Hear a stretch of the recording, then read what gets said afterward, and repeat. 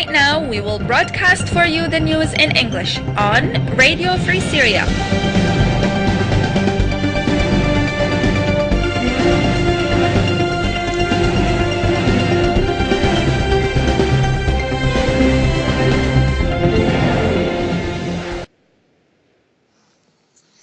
Good evening, ladies and gentlemen. This is Jum'a Al-Qasim from Free Syrian Radio with the latest news for today.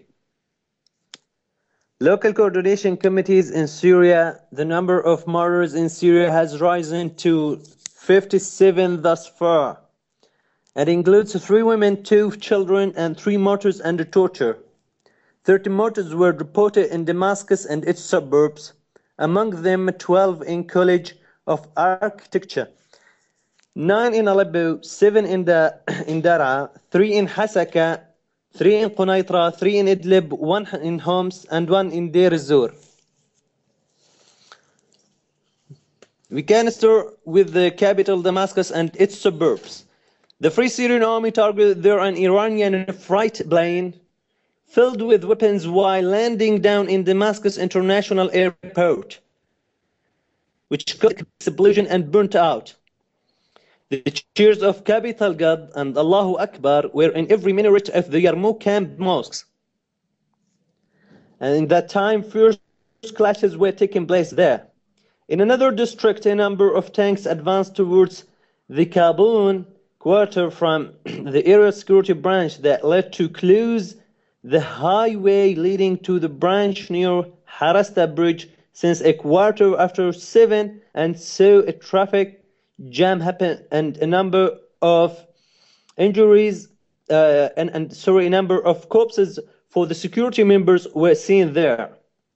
In the same context, the clashes in the transportation garage using heavy machine guns were there. So the cars were obliged to turn back to the city while sniper bullets voices still heard in the area. Moreover, yesterday, falling shell in the Syrian news agency Sana building, which led to 3 bodies dead in addition to many shrapnel injured by another shell also in the Central Library of the Faculty of Law. A girl died and a number of injuries, resources reported as saying. Moving to the countryside, the Free Syrian Army attacked the Shabiha headquarters and some military officers' housing buildings in the liberal residences in Adra city. And so the Assad forces replied by tanks and artillery bombs. By the time the Free Syrian Army could put hands over Adra city completely and kept its siege on the chemical brigade. In the western countryside, and specifically Daraya and Muaddamiya, were under heavy shelling from the tanks located in Daraa highway, which led to many martyrs and injuries. Furthermore, many frequent clashes happened there near the entrance of the Ashrafiyat Sahnaya, synchronizing with heavy shelling by rocket launchers on Ain Tarma, Zamalka, Arbin, Douma, and Harasta. That led to the fall of many injuries and houses mouldered. In the southern countryside, Al-Nusra front destroyed 5 tanks in Al-Atayba, and so shelling was over Sbeina, Hijera, and the southern countryside village, city towns. To the north, Aleppo, the city, were under attack from the regime tanks and artillery for Bistan al-Qasr, Nur al-Shuhada Mosque in Al-Sha'ar quarter, and also the town of Dir Jmal. Moving to Idlib, where the Assad forces shelled Sarmin, Ma'arrat Masrin, and Kiframbel from the tanks in Al-Fu'a village that is loyal to the regime forces. In Homs, a land-to-land missile has fallen in Khalidiyya quarter, and by so the number of missiles launched on Homs became the 3rd one. And the warplanes also launched its missiles on the Qusayr city to the western countryside of Homs. To the south of the country, specifically in Daraa, in Jassim city, many martyrs fall, including the sister of the Prime Minister Wa'il al-Halaqi. Also, the city was susceptible to many bomb shelling from the panorama gathering there.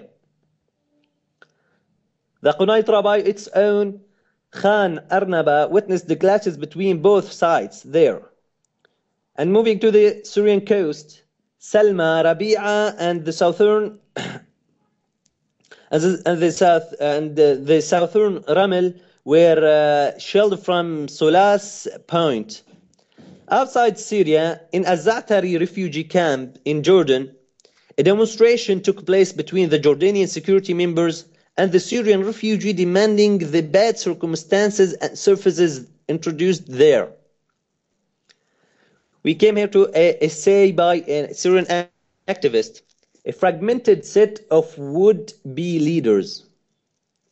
As the revolution morphed from peaceful protests in the civil war, it was hard to identify a strong, credible alternative of President Bashar al-Assad.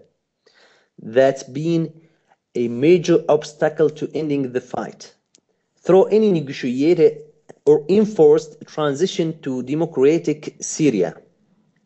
More than 20 months into Syria's uprising, a unified opposition coalition has begun to emerge. A national coalition of opposition leaders took shape at a November meeting in Doha and took Cairo as its base. This latest grouping of Assad opponents has gained recognition from key European countries and regional powers in hopes they can capably manage an end to the fight and a political transition. Why did it take so long for a strong opposition to coalesce? Have fractures and frictions among themselves. Political and military groups with conflicting values and visions for a future Syria. The hold-up was also a function of Syria's peculiar politics. Over more than 4 decades of Assad family rule over the country, political life in Syria has been severely restricted. Opponents of the regime were regularly harassed, jailed, killed, and forced into exile. Over time, that weakened the few political parties that dared to challenge the Assad regime. Revolution from the ground up. After the people in Dar'a took the streets in March 2011, they quickly formed grassroots committees to guide the demonstrations and handle the humanitarian needs of the injured and displaced people. The process was replicated across the country, creating a diverse network of local groups leading the opposition against President Bashar al-Assad. That left revolution without a clear coordinated representative, as protests continued to bubble up from the ground. There were Syrians raising their voices, many of them from the first time, and they operated without a single leader of a central command. No influential leader means power to the armed militants.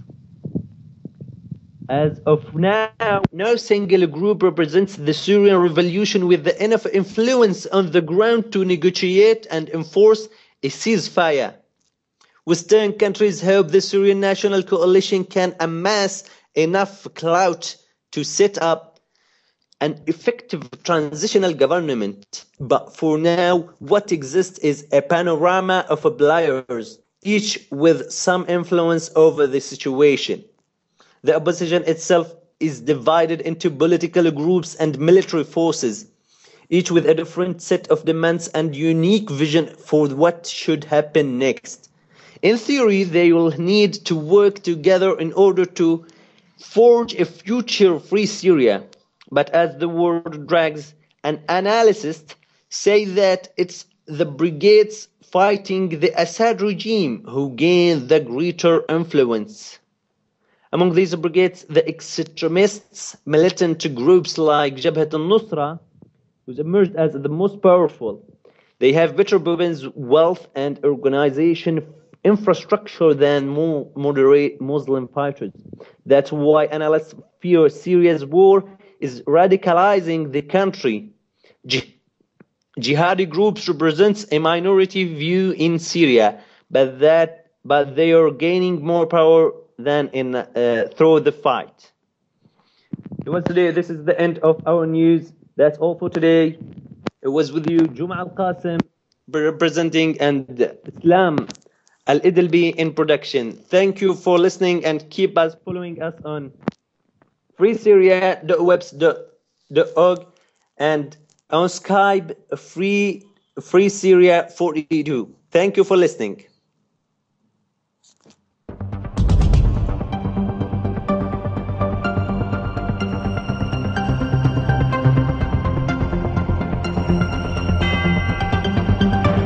Right now, we will broadcast for you the news in English on Radio Free Syria.